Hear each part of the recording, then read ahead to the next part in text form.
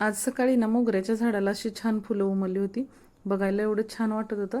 ती नंतर मग देवपूजेला वापरली. खूप छान सुवास येत होता त्याचा. अंघोळ झाल्यानंतर हे बघा देवाला हळदी कुंकू वाहून मग नंतर मी स्वतःला पण लावून घेतलं.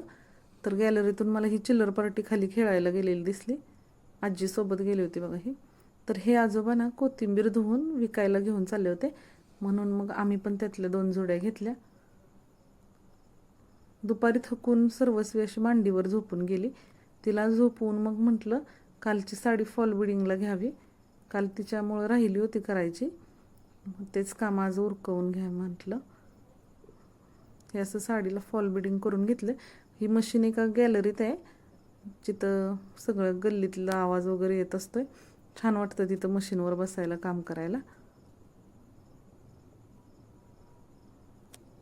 फॉल बिडिंगचं काम झाल्यानंतर एक छानशी झोप काढून घेतली आणि 5 वाजता मला भूक लागली होती, म्हणून मी तेल चटणी भात आणि भाजलेले शेंगदाणे खाऊन घेतलं. तुम्हाला आवडतात का असं तेल चटणी भात खायला?